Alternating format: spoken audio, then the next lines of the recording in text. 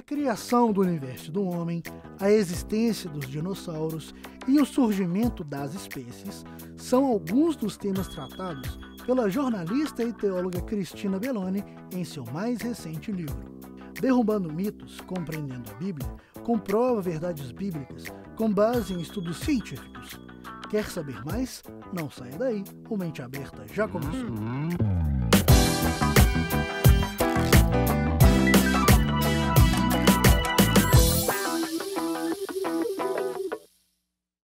Seja bem-vindo a mais um programa Mente Aberta aqui da Rede Super, com a finalidade de, efetivamente, abrir nossos horizontes, abrir nossa mente para a verdade. A palavra de Deus liberta, a palavra de Deus é sempre a verdade e temos que olhar para todas as áreas do conhecimento com esse olhar de Cristo, a nossa mente aberta.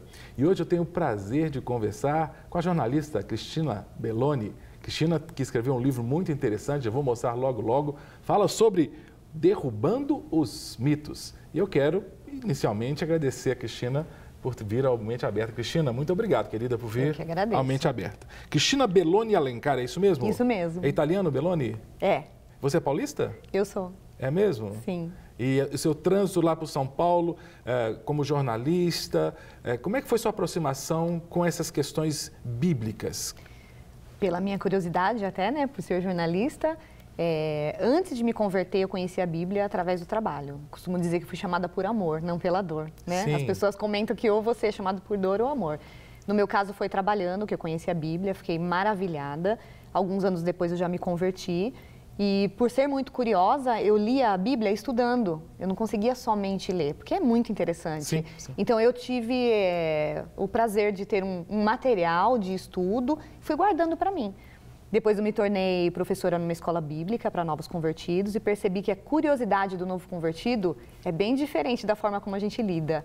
Eles têm uma curiosidade profunda e já conhecem Jesus Cristo. Na verdade, eles já têm o básico. Então, eu compartilhei esse material com eles e aí veio a proposta de virar um livro, porque na verdade eram só apostilas, né? Foi assim que eu tive o contato com a Bíblia, já estudando. Assim, quais as principais dúvidas? Porque eu também sou professor de escola, né, bíblica e às vezes vem aquelas perguntas assim, quem foi a mulher de Caim? Não tem sempre as perguntas assim? Tem. Quais foram você lembra assim, as mais típicas? Lembro, assim? Eu acredito que tem muita coisa que é o que eu chamo de mito, né?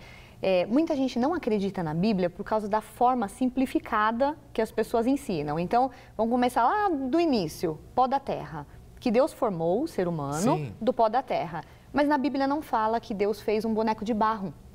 Então veja como que entra na mente da pessoa Deus criando o ser humano como se estivesse esculpindo um boneco, soprou ali o fôlego de vida e mágica, surgiu o ser humano. Aí as pessoas questionam, mas como é que do pó da terra hoje a gente tem carne, ossos e músculos? Então eu não vejo dessa forma, eu não gosto de acrescentar esses comentários. Eu acho que formado do pó da terra significa que o ser humano tem a mesma substância que tem o pó da terra. Agora, como foi que Deus criou?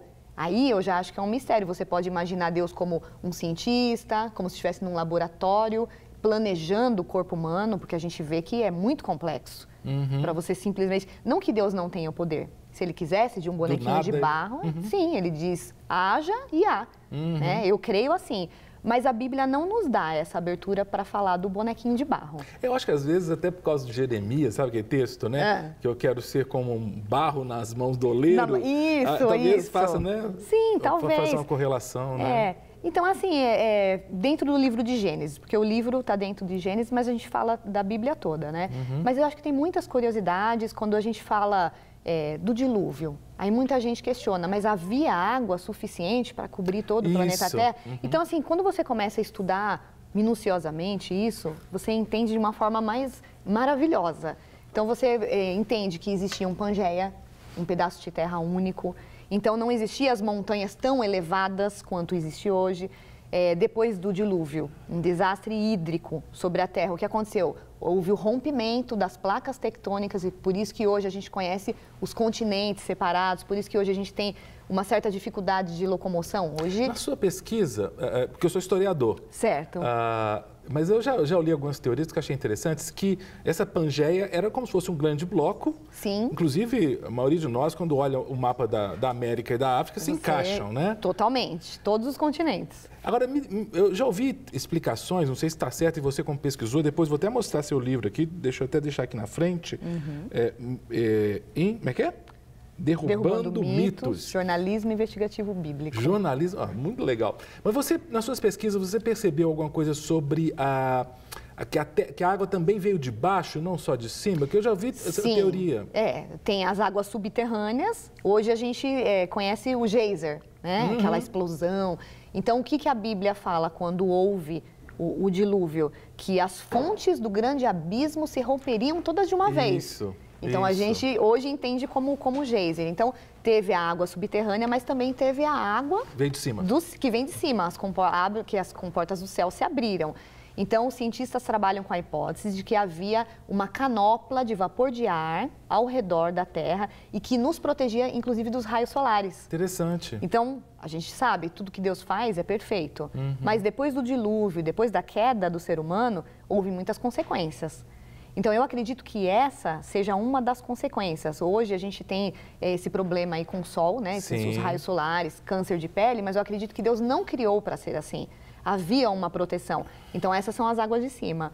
Para onde essas águas foram? Águas subterrâneas. Sim. A 500, 800 metros, mil metros de profundidade. Debaixo da América que tem o aquífero Guarani, que é um absurdo de tão grande, né? Sim. Interessante. Então, não tem como dizer que não havia água suficiente ou que não havia um lugar para essa água voltar. Mas pelos seus estudos, o dilúvio, ele foi planetário ou ele foi localizado? Porque alguns dizem... Global. Foi global. Global, até porque quando você fala dos fósseis, né, que são provas, né, os fósseis marinhos, você encontra esses fósseis no alto das montanhas do mundo todo. É verdade. Não é? Então, assim, qual a possibilidade de fósseis marinhos estar no alto das montanhas se não houvesse água ali?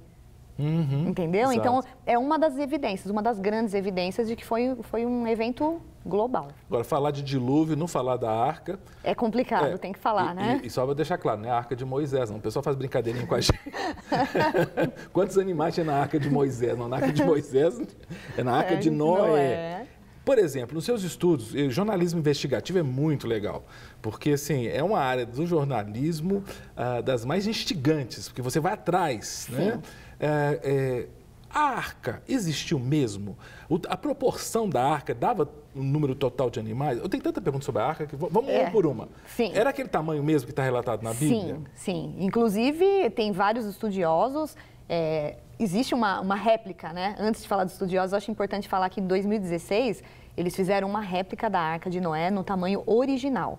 Então, assim, hoje é um tour, tanto para evangélicos quanto para curiosos. Estados Unidos? Estados Unidos, em Kentucky.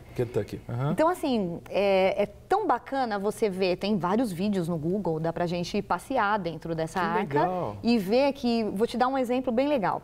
Dinossauros, as pessoas falam não caberiam. Tá, os cientistas então estudaram as 58 espécies, tipos básicos de dinossauros. A maioria é de pequena estatura.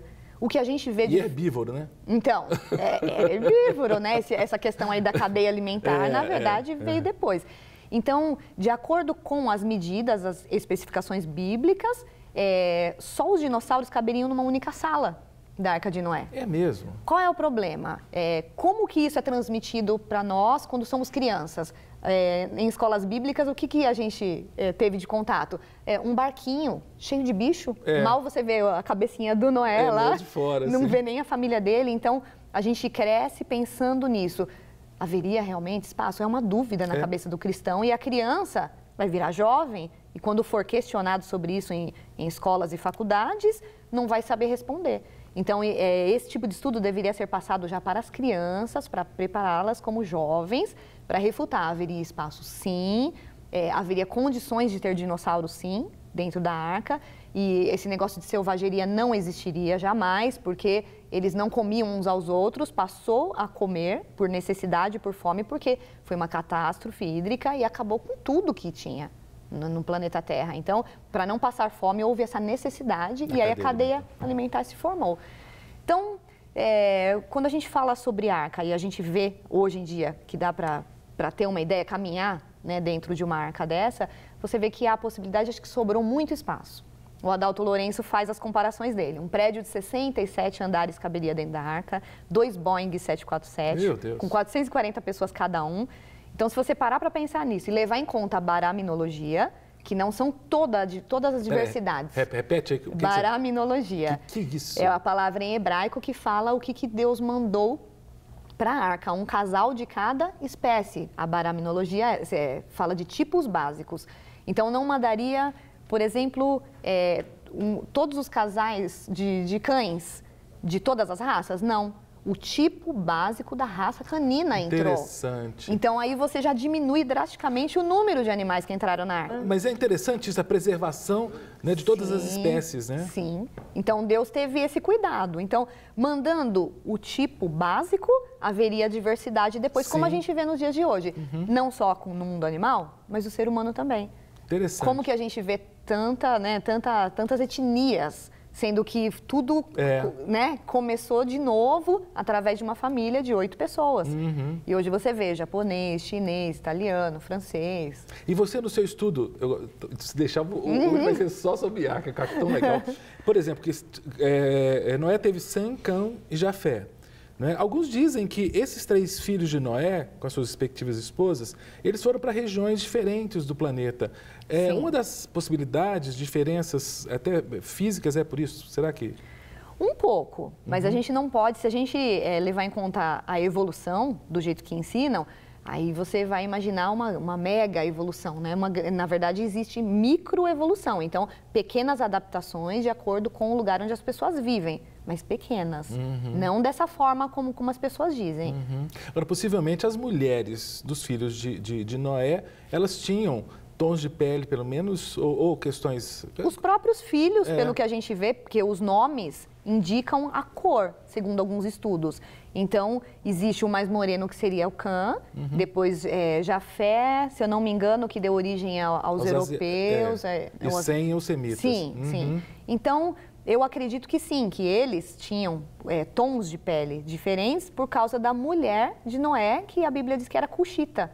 Então, o que você entende? Uma mulher já bem mais escura, né? A gente não tem todas as especificações, mas a gente tem algumas dicas na Bíblia. E aí, essa diversidade de etnias, tanto do ser humano e dos animais, a gente entende por causa da baraminologia. Para receber todas as novidades do canal, inscreva-se e, se curtir o vídeo, clique em gostei. Aproveite para acompanhar a Rede Super nas redes sociais.